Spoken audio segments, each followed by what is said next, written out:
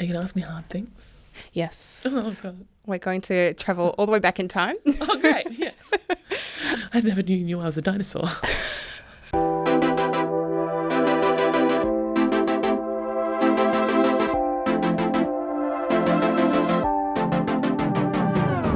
Hi, everybody. I am Maygan, and I have with me Doogs, a.k.a. Sarah McDougall. Yeah. I don't know if it should be... I was going to say if it should be Doogs, a.k.a. Sarah McDougall, or if it should be Sarah McDougall, a.k.a. I think it depends on if I'm in trouble or not. Oh, okay. That makes sense. If you use my full name, I feel like I'm in trouble. Fair enough. So Doogs. Doogs it is. Awesome. How are you? I'm good. Yeah. I'm excited to actually get out of the house and do something. Yes, It's is quite nice. a very stressful time at the moment. So basically, we're just going to chat about your history with circus and performing arts, and hopefully you're going to give us an insight to what it's like to be a performer or an artist. Cool. Yeah. So I guess we start at the beginning. And what was your first experience with circus? Very first thing that I ever remember was at Melbourne Central, you know, in that glass cone thing. Yes, I do. And I reckon I was probably only like 4. Mm-hmm. Like I was small enough that I was trying to run after my mum. And there was a woman on a trapeze hanging by her feet. Oh, wow. Which consequently is now my favourite thing to do. Yes. And she was doing a foot hang, which I didn't know at the time. And mum was trying to make me keep going. I was like, she's doing a thing. Yeah. And the fun part of that is since then, we've figured out one of the companies that I currently work for, Cassis. Yes. Jesse Scott, his sister, we think was that person. Oh, wow. Yeah, we think it was the fruit flies were there doing Fantastic. something. Like a full circle. Yeah. That's and we were just really talking cool. about it, and there was a little crossover, and I was like, oh my gosh, I think I remember that. Wow. That was my very first thing. That's exciting. Well, Yeah. my next question was, how did that relate to you now? But you already said It's my that. favourite trick. Yeah. It's so good. That's awesome. Yeah. What was your first apparatus that you had experience on? The floor, I just wanted to be able to tumble. Yes. Because I used to play volleyball, and I wanted to be like a bogan footballer and do a back salt when I got a good point. It's so embarrassing. That's a very to good think of motive. now, Yeah. but it's pretty wanky. So I went to a tumbling class. Yeah. And I wanted to learn a back salt, and I still can't do a back salt Okay. without a spot. Yes, the floor, and then I started doing some aerial stuff. Yep. And I just jumped headfirst into everything. Yeah. It's like there's aerial stuff, there's manipulation, tumbling, acro. Once I started to do a little bit of it, I just did as many classes in everything that I could, and it was the best. And then slowly volleyball just kind of dropped off. Yep. And then... Wasn't so important anymore. Yeah, I was just like, oh, all those years of training gone, but this is fun. Yeah. Cool. So what can you do on the floor now as a tumbling thing? I can do a cartwheel Yes. and probably still a handspring. Oh, yeah. Maybe a head spring, probably not. Head springs are very impressive, though. I do like them. Yeah. And maybe I did a back handspring a few weeks ago, but I Okay. didn't love it. I don't love tumbling. Yep. So you kind of veered away from that Yeah. initial course. Yeah, I try and stay away from it because I feel like that's the only times I end up injured. Right. As if I tumble. I can't be trusted on the floor by myself. Okay. No, I feel like that's a I need completely to valid hang thing. off someone or something, or have them hang off me. Yes. Okay. Safer. Yeah. Awesome. So how did you get into trapeze and aerials? I know you said you did it, but how did you start to go in the course of taking it a bit more seriously? I did all aerial things out Yeah. at a circus school called Ruckus. Yep. With Jeff Dunstan was my main coach for a while. And we just did everything. We did swinging, cloud swing. I'm really scared of heights though. So Okay. that was part of me just trying to learn everything. I was like, I'll do swing, cloud swing. And I was terrified at every single time that I did it. I did not know you were afraid of heights. I'm so scared of heights. Okay. It's outrageous. And then I was like, maybe I'll try swinging trapeze. I'll be less scared of that. I was not. Yes. And when I went to NICA, that was all I wanted to do. Yep. I went and tried a hunt, heaps of different things. Yeah. And they kind of just went, oh, well, you're not going to be very good at swinging trapeze. And so I started doing single point trapeze and static trapeze and fell in love with it.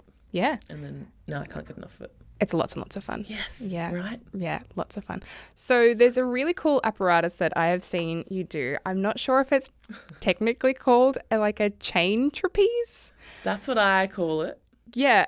Could you talk about that? Because it's Yeah. truly something amazing. So I started with that when I was at NICA. We Yeah. did, our third year show was called Lucy and the Lost Boy or something like that. It was like a weird street version of Peter Pan or something. Okay, like urban Peter Pan? Urban, yeah. That's, Okay. the catchphrase. Yeah, urban. Circus. And so in that I was like, well, dance trapeze is never getting into something like that. It's ridiculous. Yeah. And so I spoke to Stormy and Derek and went, what can I do instead? And they were like, here's some chain motors. Do you want the chains? I'm like, I definitely do. Great. / do not. And so I put them on the trapeze and put some loops at the top of it, and I just started playing around in that. Yeah. I've never been more bruised in my life I can imagine. than doing that. And it's kind of evolved now. I've gone from having it on a trapeze to having a trapeze bar at the top of it and loops underneath. Yes. It's Okay. kind of the latest version of it that we've put in one of the Cassis shows Yeah. as a comedy act. Okay. So it's not urban anymore. It's It's not evolved. urban. Look, if I looked back at that video, I think it would not have been very urban at the time either. That's very understandable. So, also talking about the chain trapeze, I have seen footage of you and you train in a wetsuit. Yeah, I learnt that pretty quickly. Yeah. If you train in a wetsuit, it's really hot and sweaty, but at least it's a little bit of padding on your body. Yes. And maybe some jeans as well are a good Yeah. way to do it. 'Cause- Layers is key. Yeah, but it is Yeah. kind of the same as any apparatus. You know when you first start trapeze or aerial ring Yep. and you bruise a lot and you're like, oh, this is the most painful thing in the world. Yeah. It's the same as that. You learn how to move on it and what's going to be painful and what's not going to be painful. Yeah. Obviously, you can't stop some things, Yes. but I still bruise all the time. yeah, I don't think that's ever going to stop for me. you just get a better pain threshold. That's very true. Yeah. Yeah. Awesome. So that apparatus, did you take that with you to DNA? Yes. Yes. So that's the Cassis show that it's been in most recently. Yeah. That was last year, right? Last year, 2019? I think so. Everything's kind of melding into one. now. Yes. Yeah, it was last year. At the start of last year, we started Yeah. making that. Yeah.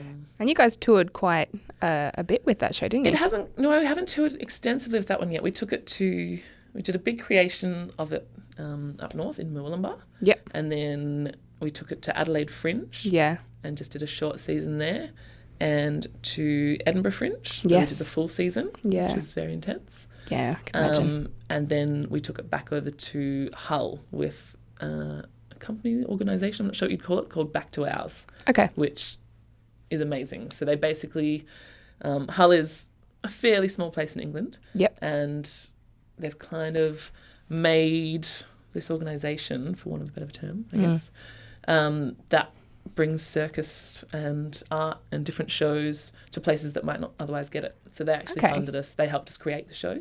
Yeah. And then we got to perform it in Hull. It was just in a random high school gym, and they turned it into a full black box theatre. And we do the full show, and it's just people.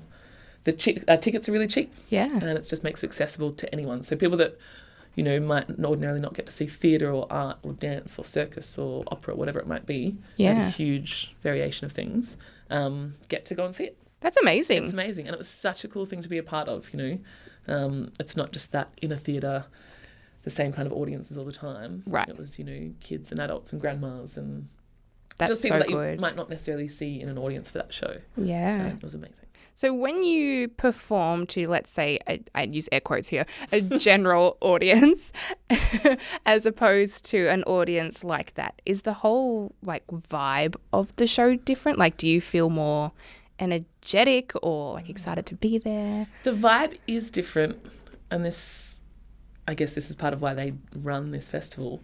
The vibe's different because there's not a theatre etiquette necessarily in place, which I don't always realise that is there, but it's almost like people that go to the theatre or shows or circus or whatever, often they know when to clap and when not to, and when to be quiet and not to be quiet. And if you don't know anything about that, then suddenly if something impresses you, you hear people gasping and all the same things as normal, but in different timings and places, I guess. Okay. And I found it quite energising because suddenly you're like, oh, that thing that I didn't think was normally impressive actually is. It's just in a spot where there's not normally room for the audience to clap or appreciate or... Right, okay. Yeah, it's pretty nice. Same as when you do a show to kids. So if you do a normal show to adults or a normal audience... Yeah, I can imagine. And then you do a school show, it's so rowdy and different. Yeah. I love it.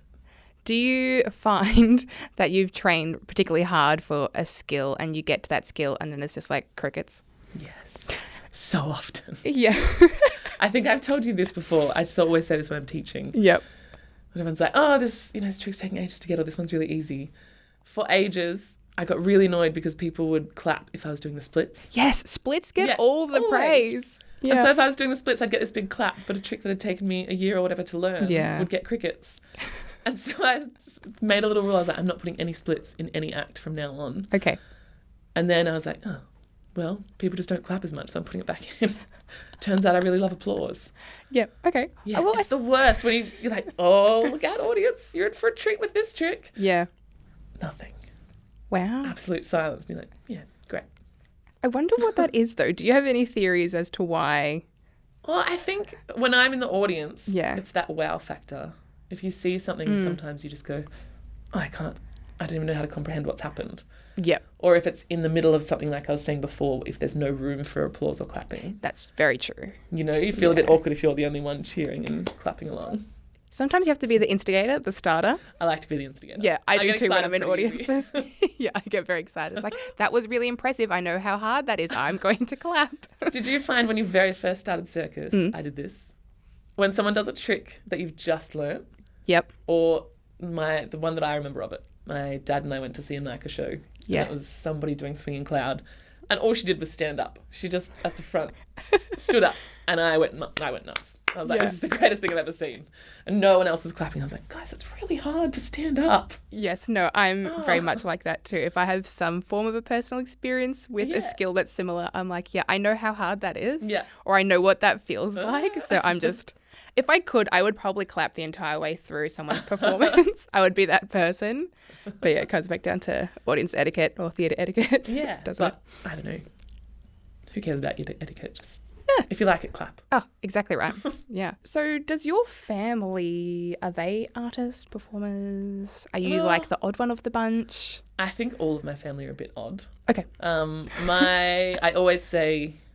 that I've got it easy. There's 4 kids in our family. Right. And my brother, who is the oldest, is a base jumper. Okay. And fairly into extreme sports and adventuring. Wow. And so everything I do is pretty mild. Okay. It's quite nice, yeah. Okay. So, yeah, all of our family has always been really supportive. I've been pretty lucky. No one's ever, given me the when are you going to get a real job line. That's amazing. That's good. It's really good. I feel really lucky for that. My parent, my dad never questioned it. Yeah. At all. So it was kind of nice to just do whatever we like. We were always encouraged, even as kids, to try everything. Yeah. And my dad always said, as long as it makes you happy. And so he would never question it. He might try and, give us some advice or something and go, is that your best option? Is this? Right, but it always came down to if it makes you happy, just do it. Cool. So is that advice that you've kind of taken with you as you move forward throughout 100%. In everything in life. Yeah. My mum died when I was fairly young. I was 19. Okay. And my dad died more recently. And when something like that happens in your life, you just... Yeah. It's horrible, obviously, but mainly it just makes you do anything that you want to. Life is short. Everyone says it and it's that catchphrase of, oh, life is short, live your dreams, all of that. Yeah. But it is. Don't put something off that you want to do because... That's right. You don't know what's going to happen. Yeah, and when are you going to get that chance to do it again? If I get hit by a bus tomorrow, I want to have eaten a block of chocolate today. I really like that sentiment. It's Eat true, that chocolate. And obviously, my brother also has a saying, what does he say? He says, be smart about being dumb. Okay. So do the dumb things and the silly things and follow your heart and everything, but do it sensibly. I really, really like that. Yeah. That's really nice. Yeah, I think it's pretty good. And so I try and keep those sentiments in my head when I'm making decisions about things. That's beautiful. I really like that. Yeah. It's really, it's definitely something that's led my life. I left uni to join the circus pretty much. So. Okay, so what were you studying beforehand? I was studying human movement, and all through high school I just wanted to be a PE teacher. Right. And didn't get the marks to get into PE teaching, so I did human movement, and the plan was to barrel through that and then do a dip ed on the end. And then in second year, I decided to leave. Yeah. I was starting to do more and more circus, and it was fun, and I wasn't enjoying uni. Yeah. And in that first year of uni was when my mum had died, and so I went, why am I doing something I'm not enjoying? This is ridiculous. Yeah. And then I just started doing more and more circus because everything I did in it made me happy. Yeah. And here I am, still. That's great. A long time later, yeah. Yeah. Yeah. So how long all up have you been doing circus? I think I started... It's like, well, where do I start? Yeah, probably 2006 or 2007 is when I stopped doing like just little bits for fun. Okay. And then started doing gigs and things like that. Yeah. But probably 2004 maybe is when I first started dabbling. Yeah. Okay. 2003, 2004, I think. Yeah. So it's been a while. Yeah. Yeah. Not like I've been a while, but it's been a while. That's a pretty good while. Yeah. I'm pretty happy about it. I've been lucky with work and the people that I've got to meet and opportunities and things that have popped up. So Yeah. it's pretty satisfying. That's awesome. So obviously going hand in hand with performing is traveling. So have you always been, I know I'm a homebody, so Yeah. have you always been comfortable with the idea of just moving and being away from home? Because everyone guess counts home as so. somewhere different. I never really wanted, like I had no desire to travel when Yeah. I was younger. You know, how everyone's like, I can't wait to go to Europe and do this and do that. Yeah. I never had that big desire other than I always wanted to go to Ireland. Okay. That's just a random one that I wanted to go to. I would actually really like to go there too. So It's amazing. Go okay, there. I will. Yeah, it's so beautiful. And that was because my mum always wanted to go there. And so I was like, I'll go to that place. Yeah. And then as I started touring, I just fell in love with it. Like, Yeah. obviously the travel can be tiring and difficult, and being away from home is quite hard. Yeah. But it's great. You get to meet people and see amazing things and just do all of these things that, you know, are part of your job as bonuses, really. Yeah. I think it's made all the COVID-19 stuff that's happening at the moment. I've been chatting to a few friends and we've all gone, maybe we're not struggling with it as much as people that aren't touring or things like that, because it's kind of just the same thing. You're in the same Right. place with the same people constantly. Yeah. Only you get to have your own bed Yeah. and a kitchen. You're like, I've been training my entire life Yeah, for this. it's so I'm nice. so ready. It's true. Yeah. Well, when you're traveling, as you just mentioned, you live with other people that you may not necessarily have met before or worked with. What's that sometimes? kind of like? It's hard if it is someone that, you know, you have never met and then Yeah. suddenly sharing a room with them. Yeah. You don't always get along with everyone, 100%. I've been so lucky with everyone I've worked with, though. I can literally only think of maybe one instance. Yeah. And that was on a cruise ship where you're living quite literally this close to people Yeah. for Yeah. you know, nearly 8 months. That's a long time. That's a long time. Yes. And that was probably the hardest travel kind of thing we've done. Yeah. But my current Cass's family that I tour with, it's amazing. You know, if we're in separate hotel rooms and things, it's still like, all right, everyone come over to this room, everyone Yeah. to that room. And everyone's really, you know, if you've got a good crew of people, it just becomes your little family on tour. Yep. And so it's pretty easy to just have fun and, you know, you learn each other's, you know, space and habits and what you like and don't like. That's good. And you just respect it. Yeah. Everyone, as long as you're traveling with a respectful crew, Yeah. it's fine. It's amazing. That's great. Yeah. That's awesome. Yeah. So what are some countries that you have traveled to for Oh, shows? I've been to, I think, all of the UK now. France, Germany, Austria. Switzerland was just for fun. Where else have I been? China, Papua New Guinea, Vanuatu, Fiji. Yeah. Where else? Lots of places. Sounds so it. many. I'm so lucky. Yeah. Well, as I said, I'm a homebody, so all of Yeah. that sounds amazing. It's but funny, I'm very I'm much a like homebody. Yeah.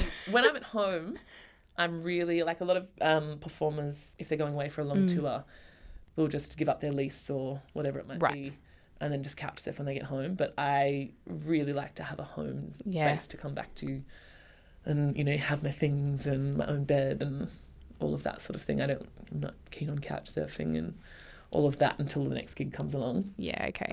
I wish I could do that. I wish I wasn't such a homebody in that regard, because it would make everything much cheaper and easier. Yeah, probably. But yeah, it's funny, when I am home, I'm really like, I just like my own space. I feel like that's fair. Yeah. Yeah. And that makes, you know, that's a little recharge for going away again. Yeah. So it's good. So what's kind of your average downtime in between? I know it could be quite vast, Yeah, but it varies a lot. Yeah. Anywhere from a week to months at a time. Yeah. You know, circus, unless you've got a long-term contract that is 1 or 2 years, circus itself is pretty variable, you know. It might be, so with Cassis, it's when they get work, then we get work. But obviously at the moment they've got no work, so we've got, you know, we're luckily with, you know, we're still working together from afar on Zoom. It's very strange. But yeah, we just have, you know, small amounts of time, large amounts of time, who knows. Sometimes you don't know where the next gig is coming from, whether it's going to be touring, whether it's going to be a short-term gig. But for me, that's kind of the excitement of this industry. Yeah, well, it would be quite thrilling. Yeah, sometimes, you know, it gets to that stressful point where you haven't had a gig for a while and it's it's pretty intense, but then other times you're just showered in work and it's incredible. Yeah. Fantastic. Yeah. So I would like to quickly chat about a video that I have seen you share a while ago. It was in France, if I remember correctly. I'm sure you'll be able to tell us about it a bit more. But essentially, it's a video of one of your performing buddies, and they've got a little like side satchel, and they're climbing out of a very beautiful old like stone like rotunda, it almost looks like. And they climb out onto the shoulders of another person. So they're doing acro. And you're like, oh, yeah, that's pretty cool. That's pretty impressive. And they start to pass the bag down to the base. And then the camera zooms out and you realize, oh, wait, no, that base is not the base. That base is actually the middle. And you were the base. And it's a 3 high. It was. Yeah. So that was a place that we got to stay in Niort in France. Yep. That was an amazing place. It looks gorgeous. Oh, it was incredible. Yeah. And the place that we were staying in is called Fort Foucault. I think I'm saying that right. I wasn't going to try to pronounce it. That's why I said in France. So it's basically a fort on its own little island. We had a moat and these big steel wrought iron or something gates. That's so impressive. Across the moat from a castle. Yeah. And it was incredible. So ordinarily we'd perform at the theatre that's just next to that. But they were doing renovations when we were there. And so we got to go out to a big, beautiful circus tent and do the shows there instead. Wow. And so, yeah, we were just messing around. You know, this fort had this massive, I guess, turret or whatever you'd call it. Yeah. And Shannon jumped carefully out of the window onto Lockie's shoulders, who was on me. Yeah. And then we wandered off. So it's like the most circusy exit I could imagine for leaving like a hotel or something. It was so good. That's part of the thing, you know, when you're on tour with good people, you just do silly things like that. Yeah. But you've got a weird circus toolbox to pull tricks out of to do. Yeah. No, I love it. It's a really interesting video. So what's been your longest running show or tour, like the one that you've travelled with for the longest amount of time? I know you said a cruise for 8 months, which sounds like a very long time to me, but that might be quite short for you. I don't know. Yeah. We were on that. It was just under 8 months. Yeah. And I guess that counts as a tour. We were touring different islands, but still a ship. Yeah. I'd say that's the longest. Everything else, I think my first Cassis tour was 4.5 months. Okay. So those two are probably the longest that I've done solidly. Yeah. And the rest have kind of been 1 or 2 months or a few weeks or that sort of thing in between. Okay. We've gone to Adelaide Fringe for the last 4 years or something. Yeah. But that doesn't really feel like a tour because it's just Adelaide. It's a very nice community over Adelaide Fringe, isn't it? It is really nice. Adelaide Fringe is great fun. Yeah. That's where I met my wife. Oh, yay. I didn't know that's where you met. Yeah. Well, we met on a show taking it to Adelaide Fringe. Yep. And we got married at Fringe last year. Oh, congratulations. It was so good. Yeah. Such a fun day. Very special place for you both, I imagine. Yeah, except we did all just realise we went, now all of our anniversaries will probably be at Adelaide Fringe. So when you're working. We're both working. Yeah. Oh, yeah. So you see each other in passing and be like, happy anniversary. Yeah, pretty much. I've got to be on stage in 5 minutes. Yeah. Yeah. The story of everything with us, we're always like, okay, when are you in the country? When are you in the country? Great. Okay. Yeah, so you two are kind of passing by each other quite often. A lot. This time frame that everyone, you know, is going, how to survive with your partner in lockdown. And we're like, oh my God, we get 6 months together. This is incredible. Yeah, quite often we're away on different tours and things. It's nice when we get to cross over. We both work for Dummies Corp a little bit. Yep. We're doing kids shows. Yeah. So more recently we've got to do that together, which is exciting. That would be very enjoyable, I imagine. Yeah. But often, it's kind of a high five at an airport. Okay. For a couple of months and then a couple of months at home together. And yeah, makes it exciting, I guess. Yeah, well, it's very unconventional, but it sounds like it works for you both, and I'm sure it would make the reuniting that much more Yeah. enjoyable. Being It's like, exciting when you I get have to so see many each other stories again. to share and to tell, Yeah. and you'll never guess what happened. You're always excited to see each other. You can't get sick of each other. No. Fantastic. So I don't know what her name is. So. Her name is also Sarah. That's right. I did know Yeah. this. Yes. Yeah. Okay. Sarah Louise and Sarah Louise. So obviously from the wedding, Yes, I remember this now. It's all coming back. did not take each other's last names. Too confusing at the airport. It in customs. would be. Well, then would you both be called Doogs? Oh. Yeah. I guess if we took McDougall, we would be, but if we took Flats, we wouldn't be. Yeah. But then who would you be without Doogs? I actually don't like the nickname Doogs. It's Really? just so stuck that I can't get rid of it. Okay. So I'd probably be quite happy. So how did you get called Doogs?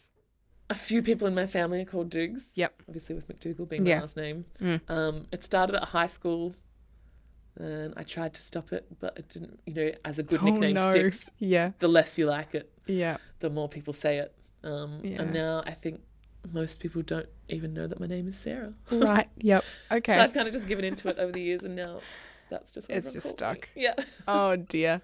Yeah. Well, that's a little bit unfortunate. Oh, well. Yeah. But worse what things. does Sarah specialize in? She is a woman of many talents. Mm-hmm. So she is a puppeteer and an actress. Okay.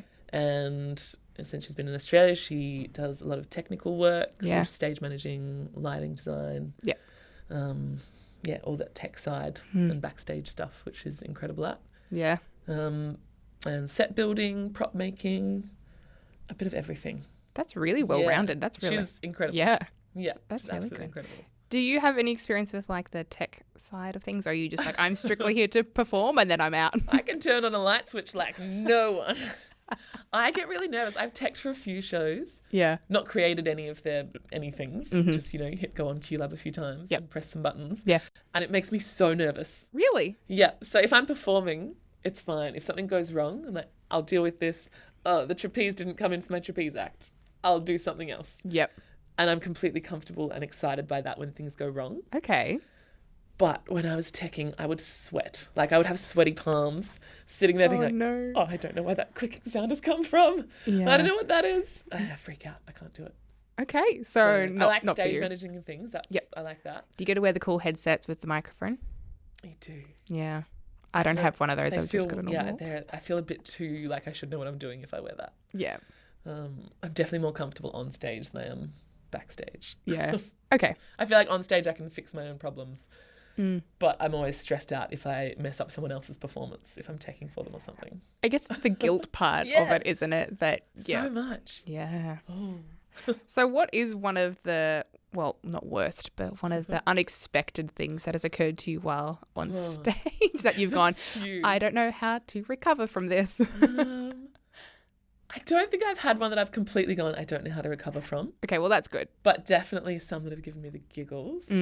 I've fallen over on stage a couple of times. Yes. The most recent was with Cassis doing a show called Driftwood. Yep. And there's a really fun hula hoop act where we just get to be a bit silly with three of us on stage. Okay.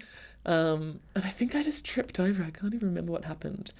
And all three of us lost it. Oh, It was amazing. no. Luckily, it's a fun act. And we were just giggling. I was crying almost. It was so funny. Yeah. And Jesse, he's got a very distinctive laugh. Yeah. And so the more he was laughing, the more I was laughing. And it was amazing. But It's that's contagious. that's also the beautiful thing about live performance is that audience got that little gift and no one else did. I That's love very it when I'm in an true. audience and see someone lose it. It's the best. Yeah. And watching them try and recover. Yeah.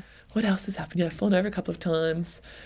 I did do an act once where my trapeze just didn't come in. So that's where you got that reference from. Yeah, that's what I said. That's why I said that. Yeah, it took half of the act. So what to did come you in. do when there was just no Luckily, trapeze? it was a comedy act. Okay. And so I just kind of made someone get up from the audience and dance with me, and I just covered a little bit Yeah. until it came in, and then just made up an act. Was it stuck, or did someone just forget? lower this was while we were on the ship. Yep. That contract. The Chinese pole got stuck. Oh, So the okay. trapeze couldn't come down until that did. We ended up having to cut a line to get that down. Oh no. And then the trapeze magically came in and I went about my business. Yep. What else has happened? So you had a very long segment for that. Yeah. It was very funny. And then they started the music all the way over again. And so I had to then, it was very long. But the audience loved it, so it was fine. I'm sure. As you I said, love it's when very things go special, wrong. isn't It's it? my favourite. Yeah. I lost feeling in my arm once. I banged it on a set piece when I was coming down Okay. off this scaffolding thing. Yeah. And long story short, I lost feeling in my arm and had to carry another performer on over my shoulder, and then had to do in that act a little bit of doubles with someone else, but I couldn't communicate that to her that I couldn't feel my arm. Yeah. And so I told him, and he wrapped her up in his net for a little second and went, "Jess can't feel her arm, good luck." And then thrust her forth to me, and we had to try and do it. Oh, no. And luckily by that stage it was like intense pins and needles and I could grasp her hand. Okay. But we did a very improvised, strange few tricks with that. Yeah. That would be very hard to communicate if something has gone wrong. Yeah, if you don't see someone until they're literally in your hands, it's pretty tricky. Yeah. So have you ever been on the flip side of that where something's gone wrong for somebody else and you were supposed to do like a duo or something? Or All the time when you're doing ensemble, well, not all the time, but often in ensemble things. Yep. If you miss the timing of something or Yeah. a trick, is meant to happen on the beat Yep. of the music and it doesn't, and that might throw other things out. And you have to make that split second with each other. You get very good at, looking intently. And being like, we're going to intensely in skip this someone's or eyes. something? Yeah. And just learning people's body language of like, okay, obviously we're not doing that trick right now. Yeah. Or we're going to add something in, or you just kind of get used to the performers you're working with in an ensemble. So you're basically a six performer and also a mind reader. Yeah, pretty much. Yeah. Very Very special talents that you have. It's a cool duet to do. Okay, so we talked about your experience with tumbling and with trapeze and your chain trapeze. What is an apparatus that you would like to be good at, but it's just not for you? For me, it's tissue. I really admire tissue. I think it's beautiful. But every time I touch one, there's a part of me that just goes, I feel a little bit the same. yeah, okay, well, there we go. I don't want to be good at it. It just makes me feel like that when I touch it. Yeah. Juggling. Right, If I could wake up tomorrow and be an amazing juggler, I would love that. Yeah, it's very, very impressive. I think it's very, people don't realise how challenging it actually is. Oh, I really love it, but I do get bored of it pretty quickly. Right. I get bored of that frustration of not being Well, therein lies the challenge, isn't it? Yeah. I think, all the aerialists will hate me for saying this, but the jugglers will probably love it.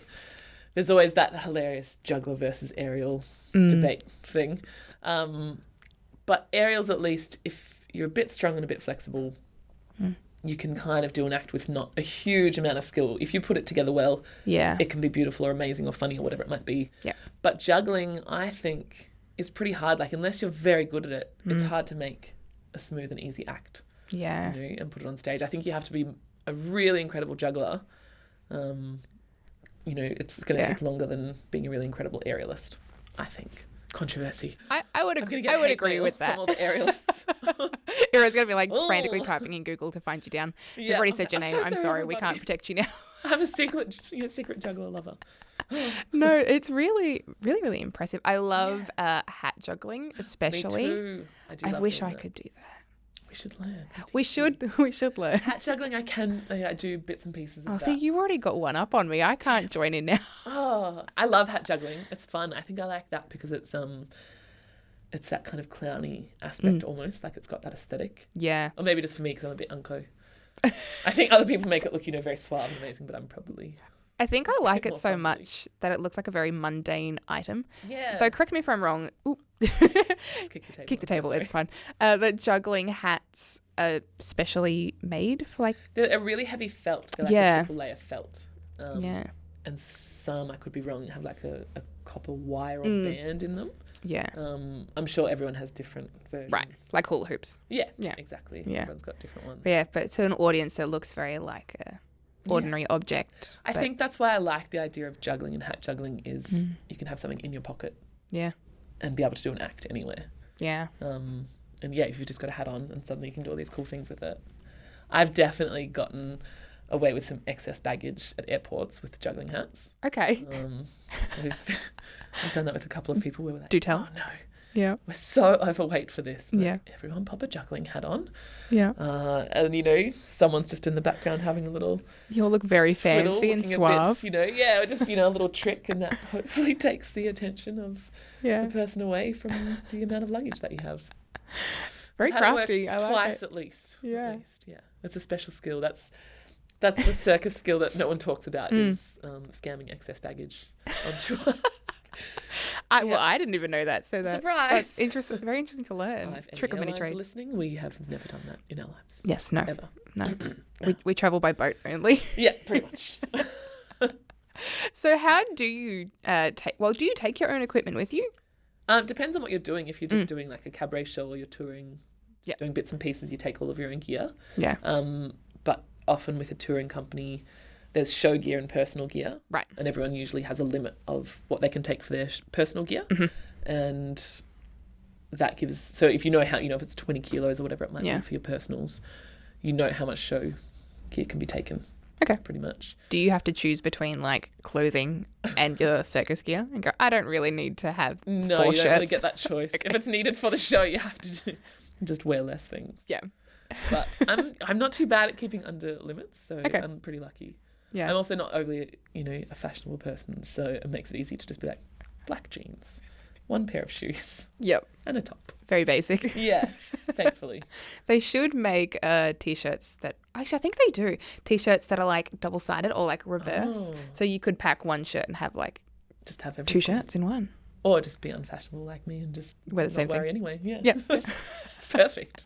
I mean, it works really well. It's so simple. So if you're traveling to places like Ireland and things like that where it's significantly colder, how do you go about preparing for the weather change? Because obviously training in weather is very different. It's tricky, specifically with Cassis. It's always tricky because we often rehearse and train up in Brisbane. Yep. Or up north. So very warm. So it's really warm. And muggy. And then suddenly you're in an English winter. Yes. Or something like that. Yeah. And you've got to have 1,600 layers. Yeah. You always take your big jacket and your heaviest shoes on the plane with you. That's when your wetsuit comes in handy. It's an extra Just- layer. Yeah, perfect. I'm instantly warm. Yeah. Yeah, it is tricky. I have a theory that the smallest people in the cast always have the heaviest luggage. Really? Okay. And so they can probably get away with more on the plane because they're tiny. They can bulk up with all of their layers and no one will know. Right. I just think they're a normal sized person. That's perfect. That's really good. I really quite like that. Yeah, it's hard going between seasons. Yeah. It's really tricky. Well, I know like even where we are, like our training space, in summer it gets very, very warm. Yeah. And I actually quite like training in summer, especially on trapeze, because I find I stick to the ropes really well. And I actually quite like that. Where in winter I just feel like I'm like sliding down just, everything. When your hands are dry and the ropes or whatever is cold. Or like a cold steel trapeze bar on your hands when they're already sore. Oh, it's the worst. Yeah. It's Or you just like something simple as dismounting off your apparatus and your toes when are you cold. ground yourself? Yep. Yeah, it's the and worst. it's like shivers up your entire You've leg. got to have good training socks or slippers for sure. Oh, that's Yeah. the worst feeling. It's things that people don't think about. All the hardships that performers go through. Yeah. I like all that sort of stuff when you hear about it, not in circus, but if someone's talking about the industry they work in or something, all the things that you don't think about, I always find the most interesting. Like those little things of like, oh yeah, that part's really hard, or this is a huge thing. Oh, I never knew. Yeah. Who would have thought that weather would make it so challenging? Oh dear. So also, we're getting close to having to wrap this up, but I know it's been so fun. But when you go like overseas or interstate or things like that, I'm very food orientated, so I have to ask food questions. Me too. How do you get food? Like You get amazing food everywhere. Oh, You get really? well, that's part.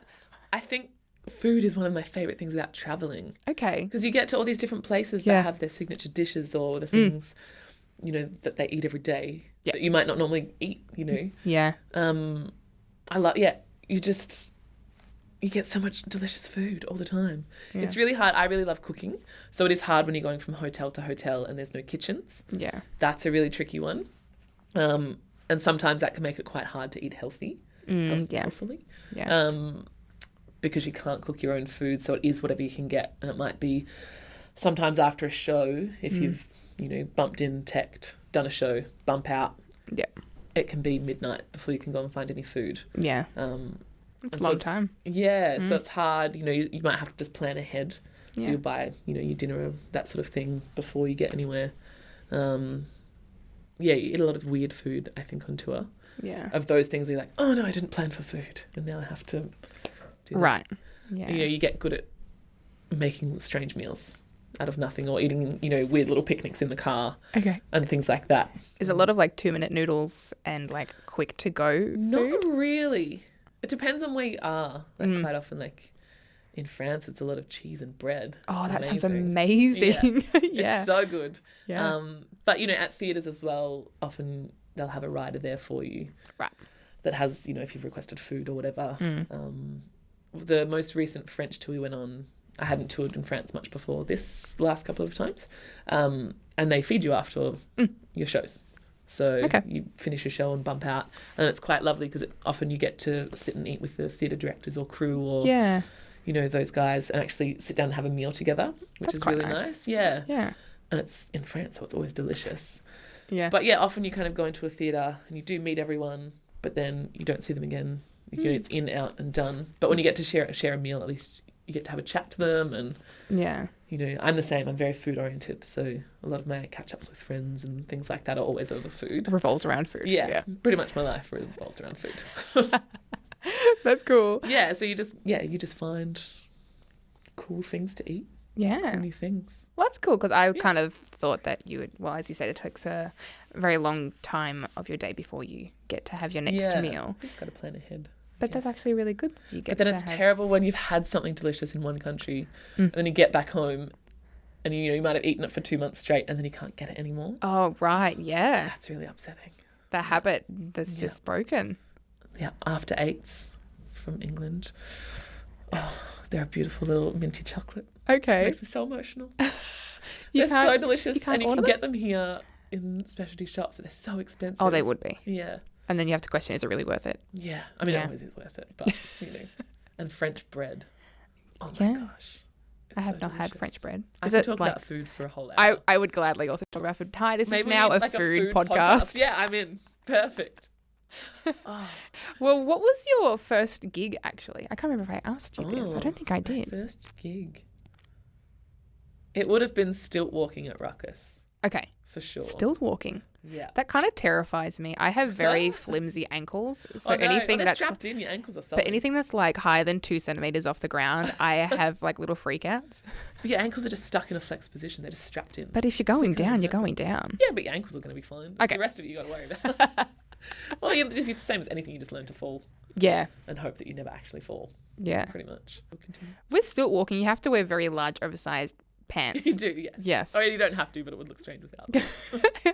Did that take some getting used to, of like the proportion of clothing? I make most of my own costumes. Okay. And so there was a lot of trial and error in trying to... I still have my very first pair of stilt pants. Wow. And they're still in really good condition. What did they look like? They're black. Yep. With giant green flowers on them. Oh. In like a satin material. Ooh, I like. The thing you have to get used to, the only time I've ever fallen on stilts was wearing those said pants. Oh, no. Because they're really wide. Yeah. And those are excessively wide because I didn't know how to make anything good then. That was when I first started sewing things. Yeah. They caught in the wind. And I was luckily standing towards the back of an audience that we were trying to drum up to watch, our little community show. Yep. And I was dressed as Carmen Miranda, with the fruit hat and the maracas and the big sleeves. Of course. And the wind caught my pants and I started to fall backwards. No. So I tried to step and one of my stilts caught in my pants. Oh, no. And then I started to fall backwards and luckily twisted to the front and fell quite gently and just shook the maracas all the way down in glorious style. And it was just one kind of grumpy old man standing next to me. I don't think anyone managed to see it except for him. Oh, phew. And he was next to me and just kind of half looked down and didn't make a big deal of it and just went, "You all right?" Oh. Yeah, thanks. And he went, "Do you need a hand?" I was like, "No, thank you." "You're not hurt?" I'm like, "Just my dignity." Oh, no. And then proceeded to kind of knee crawl to a tree and get back up. I was going to say, how would you then get so back up? Awkward. I just climbed up a little tree. Yeah. And hid my shame, went back to the green room and oh, no. swore never to do it again, and I haven't, thankfully. So. Well, there you go. You learned from your mistake. Yeah. Did you land on like concrete or like? No, it was on grass, luckily. Oh, and I had knee pads on underneath. Okay. Yeah. So that was good. I had some knee pads to keep me nice and safe. But it was more just a dignity strike than anything. Yeah. Yeah. I can still feel that embarrassment when I think about it. The like flush cheek feeling, and you're like, oh no. Well, at least only one person you think so. Or at least only one was kind enough, The others were kind enough not to say anything. Probably just laughed. Because secretly everyone wants to see a stilt walker fall over, right? I think so. Come on. Yeah. Stilt walkers. It's not that you want them to fall over or get injured. I think it's more interesting in the physics of how they fall. It's a physics lesson. Yeah. Okay, well, I think we might leave it there because I've had you for quite some time. It's been fun. It's been a lovely chat. It's like a little outing. Yeah, thank you. Thank you so much for coming in and Thanks for having spending your Friday with us. Anytime. Yeah. Well, again, this was, I will say Sarah. This is Sarah. Sarah McDougall.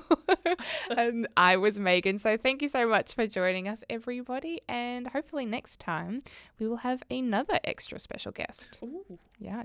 Don't know who that will be, but I'll get to listen next time. yeah. Yeah. All right. See you later, everybody. Bye.